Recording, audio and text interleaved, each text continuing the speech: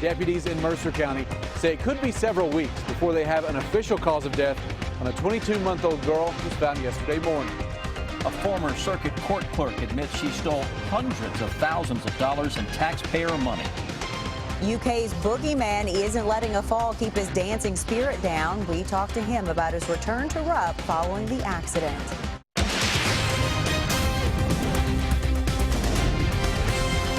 This is WKYT News at 5. Good afternoon to you. It is a heartbreaking case. This afternoon, the Mercer County Sheriff's Office is looking into the death of a toddler. The investigation began with a call to 911 yesterday after the child was found unresponsive at a home on Bohan Road. WKYT's Victor Puente is tracking that case. It's our top story at 5. A captain with the Sheriff's Department tells me they're waiting on autopsy results for that toddler. This death investigation started yesterday morning with a call to 911. Sheriff Ernie Kelty says that call was a tough one for dispatchers to take. A possible drowning victim, 22-month-old baby that was non-responsive. A sheriff's captain says the child was found in a bathtub by her grandmother. A neighbor tells me she heard someone screaming and came out to see the family performing CPR on the toddler on the front porch. She ran to help and says the child didn't appear responsive. EMS personnel took over at that time. She was rushed to a local hospital but didn't survive. Investigators are now trying to find what led to her death. They're waiting on the results of an autopsy that was performed this morning. They say an adult male and another juvenile were in the home at the time. The family said they weren't interested in talking about her death. I mean, you can only imagine. I myself have gone through that with losing a child, and our prayers and everything's with them, and I'm sure they want all the facts also. The sheriff said the Department of Community-Based Services is also involved with this investigation. He said that's normal whenever they investigate a child's death. In Mercer County, Victor Puente, WKYT. And while we have made contact with the child's family, as Victor mentioned, we are not identifying her until the coroner's office officially releases her name. A former county employee admitted today to stealing thousands of dollars in taxpayer money. Investigators say Emma Adams took the money while working as the Lee County Circuit Clerk. WKYT's Michelle Chamberlain shows us the punishment Adams faces in exchange for a guilty plea. Yes, I do, Your Honor. Emma Adams stood by her lawyer, former Lee County Circuit Judge Tom Jones, as she pled guilty to a felony charge. When you plead guilty, you waive all those rights. Yes, sir, I do. Admitting to stealing hundreds of thousands of dollars from Lee County taxpayers. Restitution in the amount of $334,845.44. As part of her guilty plea, Adams handed over a check today. I've got a check here for $156,106.47. The remainder, around $178,000, is to be paid through scheduled payment plans. The Administrative Office of Court says Adams took the public's money for her own personal gain. They said she set up fake bank accounts, used fake receipts, and took money off the top weekly. All of this was discovered through an internal investigation by the AOC. Adams was asked to retire amid the findings, which she did last August. The charge against the former state employee is considered a Class D felony with a maximum sentence of 5 years. Her sentencing hearing is set for April 1st. In Franklin County, Michelle Chamberlain, WKYT. Prosecutors recommended Adams serve 90 days, followed by 5 years probation. Adams served as circuit clerk for 23 years. A man is in jail accused of a deadly stabbing. Our county-by-county coverage begins in Jackson County. Police say that Harry Hinson stabbed the victim during a fight at a home on Bailey Road. He is charged with murder and wanton endangerment. The fight reportedly started after Hinson accused the victim of stealing his medication. Hinson will be in court on Monday. A Laurel County judge will decide whether to amend a man's murder conviction. A jury found Justin Wibbles guilty of murder in November. Police say he was speeding when he hit Jerry Thompson's van in Laurel County in June of 2014, killing Thompson. Wibbles' lawyer argues that prosecutors failed to prove he acted without regard to others. The Times-Tribune reports the judge should have a decision by early next week. It is the kind of day where you need to hang on to your hat. We've had gusty winds along with warmer temperatures. WKYT Chief Meteorologist Chris Bailey's here now to tell us how much longer this wind is going to be sticking around. Well, the really gusty stuff that we had earlier today is slowly calming down as of now, and give it a little while this evening.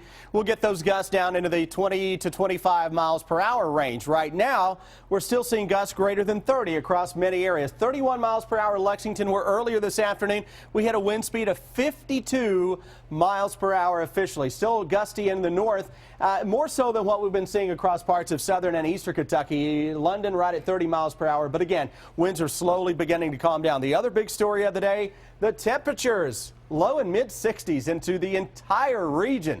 63 right now, Lexington, coming with the late day price to be paid in the form of some overcast conditions. So the sun we had earlier giving way to some clouds. I can't rule out a little spotty shower late this evening, but look at your thermometer. Making Friday evening plans, as we talked yesterday, it's not quite patio weather yet at your favorite restaurant, but boy, it's getting close. 54 by 11 o'clock with a partly cloudy sky. Focus of the forecast on the headlines. Very mild weekend. Some showers, though, beginning to creep back into the picture, and winter is going to fight back into the 7-day forecast as we flip the calendar from the weekend into next week. Guys, we'll track that with the 7-day forecast here in a little under 10 minutes. Thank you, Chris. Last night marked UK's first home game since UK's boogeyman, Darren Moscow, fell holding a young girl while dancing in the aisles at Rupp. That fall grabbed national headlines and led to UK to change the rules at the games about dancing. As WKYT's Mike Linden shows us, Moscow says he's just happy to keep dancing. The story is new at 5. Last night was the first time the Cats played at home since superfan Darren Moscow, also known as the UK Boogeyman, took a spill with a young fan during his dancing routine. The university has since banned dancing on the stairs at basketball games. Moscow says he's okay with dancing in his seat.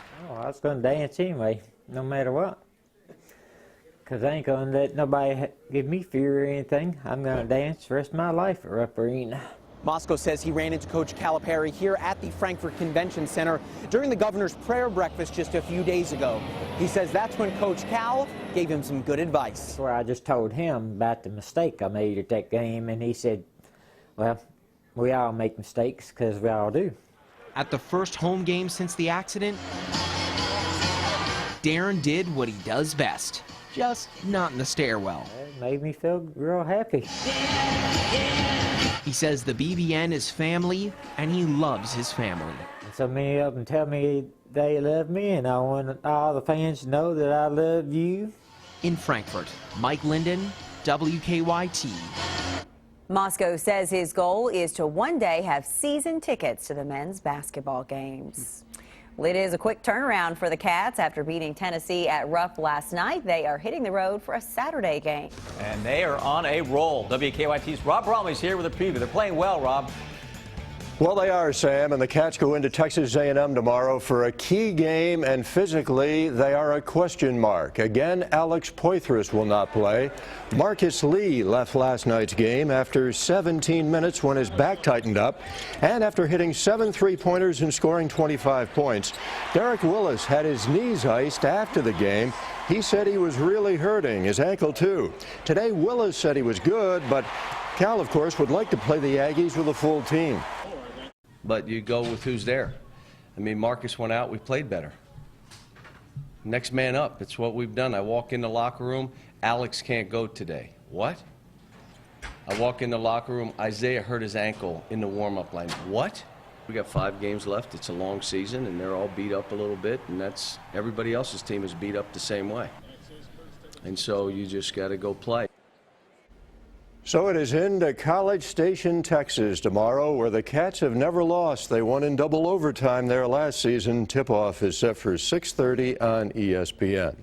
But with Poitras still out and the status of Marcus Lee unknown, John Calipari said it's a big opportunity for Isaac Humphries and Skal Labissiere. Texas A&M is a big, big team. Thank you, Rob. And the Cats have won the last 3 meetings with Texas A&M. It is the final day of campaigning for Republicans ahead of the South Carolina primary. We'll show you how they're trying to reach those that are undecided.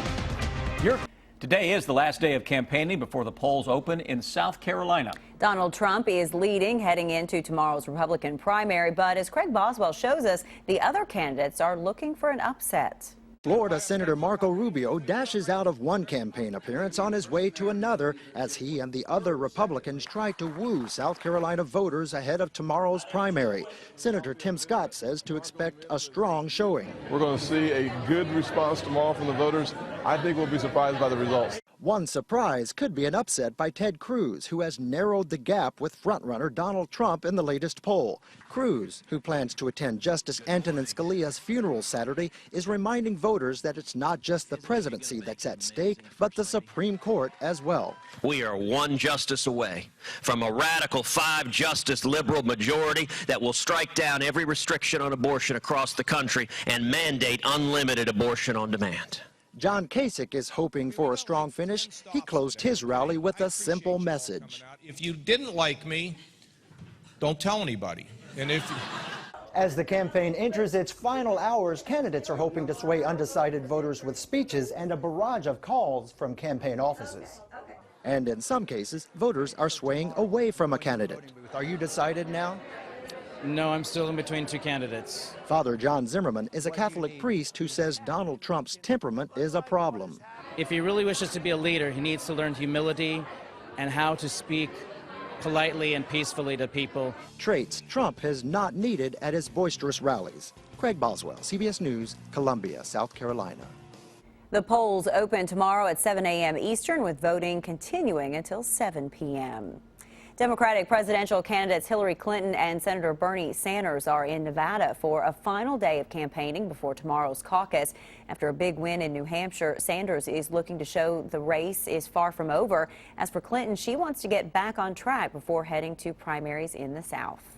Final goodbyes have started for Supreme Court Justice Antonin Scalia. His body is lying in repose in the Great Hall of the U.S. Supreme Court. There were prayers and a short service before the visitation was open to the public. Scalia's son, Father Paul Scalia, will preside over a private funeral mass at Basilica of the National Shrine tomorrow. The Justice Department is responding to Apple's refusal to help unlock an iPhone used by one of the gunmen in the San Bernardino attack. Investigators want Apple to disable the auto erase feature, but Apple says doing that would make millions of devices vulnerable. The department says Apple has made it so technology, rather than the law, controls access to critical data. The U.S. Consumer Product Safety Commission is cracking down on hoverboards. The agency says it will seize or recall any hoverboards that do not meet federal safety standards. The hoverboards were a huge hit this holiday season. They've been responsible for at least 52 fires in 24 states, as well as several injuries. Because of the fire concerns, many airlines and college campuses, including UK and EKU, have banned them. We're getting a break. It is time now for better living, health, education, and consumer news that impacts your life. It is a familiar sound this time of year, that hacking cough. Colds and congestion can take over in the winter, but as Don Champion shows us, not all coughs are the same. Mariel Felix has had it with her nagging cough. I've been ill for a week or so now, and I haven't gotten any better. Bronchitis. So what exactly does your cough mean? Mount Sinai Urgent Care Dr. Judah Fierstein says this time of year, most patients have a cold and cough from post-nasal drip. What starts out as something like a cold with nasal congestion and a mild cough that gets deeper into the upper part of the chest and causes a drawn-out illness. If a person has a dry cough that ends with a rattle, it may be asthma. When the cough is wet with colored mucus, that can be a sign of pneumonia. Coughs that are particularly concerning that should prompt someone to go to a doctor earlier would be coughs that are associated with real difficulty breathing. Other coughs to watch out for: a dry cough that gets worse when someone lies down or eats can mean reflux disease, and a severe hacking cough followed by a high-pitched whoop could be pertussis or whooping cough.